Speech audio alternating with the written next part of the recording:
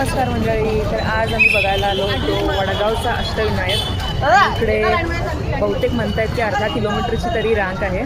तर बघूया आम्हाला दर्शन भेटत होतं की नाही. शकता तुम्ही त्या सोबतची मंडळी थोडी आहे camera shy. So he is hiding his face looking like a wow.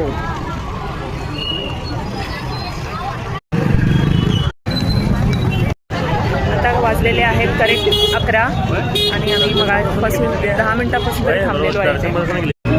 So finally we have reach the front door, front entrance.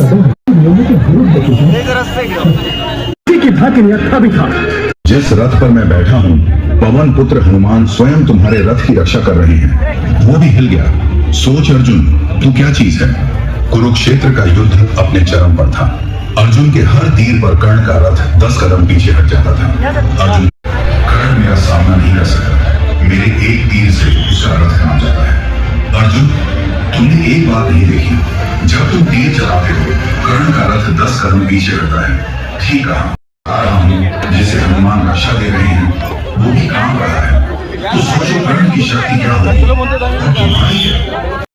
Shri Krishna है विष्णु के अवतार और हनुमान जी हैं भगवान शिव के अवतार, यानी कि सृष्टि के दो सबसे पावरफुल. इनसे पावरफुल कौन. दुनिया में सृष्टि में जितनी चीजें हुई हैं OMG. म्हणजे मला तरी वाटलं सुद्धा नाही की इतकी छान मूर्ती ही असेल. कारण भरपूर जणांकडून ऐकलं होतं मी की मूर्ती जबरदस्त आहे. पण अपेक्षेपेक्षा पण जास्त म्हणजे मानलं पाहिजे कलाकाराला, जे मूर्तिकार आहेत त्यांना आणि ज्यांची ही आयडिया आहे ना त्यांना. तर आज तरी आहे शेवटचा दिवस, त्यामुळे मी तुम्हाला नाही सांगू शकत की तुम्ही या आणि दर्शन घ्या वगैरे.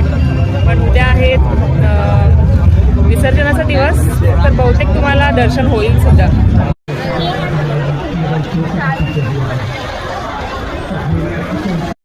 Sorry for the low quality video. कारण हा जो नवीन मोबाईल आहे त्यांचा मी कॅमेरा फोडून टाकलेला आहे आणि जुना मोबाईल जो आहे त्याची बॅटरी संपले.